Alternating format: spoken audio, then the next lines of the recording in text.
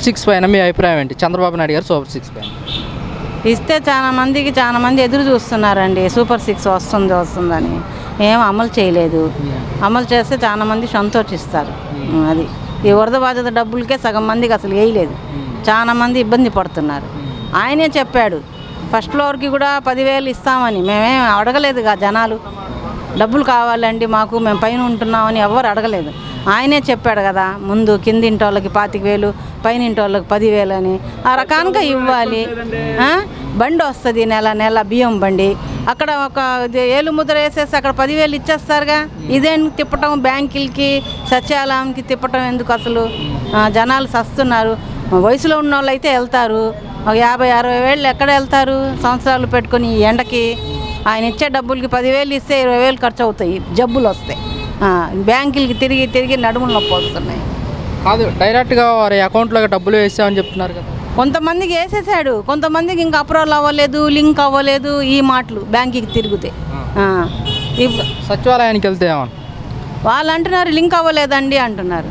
బ్యాంకుకి వెళ్తే లింక్ అయింది అన్నారు. నిన్న 2 సార్లు వెళ్ళాము బ్యాంకుకి, లింక్ అయింది అన్నారు. ఇక్కడికి వచ్చి మళ్ళీ చూస్తే లింక్ అవ్వలేదు అన్నారు.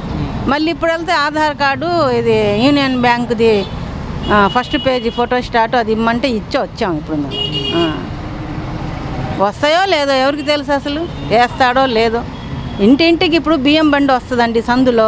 ఆ సందులో మొత్తం బియ్యం తీసుకుంటారు. ఒక్కొక్క మనిషిగా ఇచ్చేది బియ్యం. ఇంట్లో 4 ఉంటే 4కి ఇవ్వరుగా. అలాగా ఆ బియ్యం బండితో ద్వారానే మాకు డబ్బులు ఇచ్చేస్తే ఇదంతా లింకులు ఉండవుగా. అప్రూవల్ అవ్వలేదు, లింకులు అవ్వలేదు అని తిప్పుతున్నారు బ్యాంకు వాళ్ళు. వాలంటీర్స్ ఉంటే అలాగుంటుంది. వాలంటీర్ సెలవు పెట్టేశారు మాకు. ఈ నీళ్ళు వచ్చిన కాడ నుంచి వాళ్ళ ఆయనకి బాగాలేదని సెలవు అంట. అలా చెప్తున్నారు. ఫోన్ చేస్తే మేము సెలవు పెట్టానమ్మా, మా ఆయనకి బాగాలేదు, హాస్పిటల్లో ఉన్నారు అని అంటున్నాము. ఆమె ఏం రెస్పాన్స్ ఏమి ఇవ్వటం లే మాకైతే. వచ్చే నెల దీపావళి నుంచి 3 గ్యాస్ బండ్ల పథకం ఇస్తామని చెప్పేసి చంద్రబాబు నాయుడు గారు అన్నారు. ఇస్తామని. ఇస్తే మంచిదేగా, ఇస్తే మంచిదే. దానికి మళ్ళీ ఏం లింకులు పెడతాడో. మగవాళ్ళ పేరు మీద ఉంది, ఆడవాళ్ళ పేరు మీద ఉంది. అవన్నీ లింకులు ఉంటాయిగా కొంతమందికి తీసేయటానికి.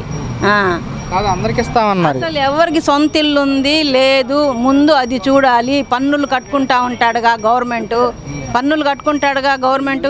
ఎవరి పైన ఇల్లు ఉంది ఆధార్ కార్డు కొడితే తెలుస్తుందిగా. అది ఇల్లు లేని వాళ్ళకి ఇవ్వాలి, ఇల్లులు ఉన్న వాళ్ళకి కూడా ఇస్తున్నాడు.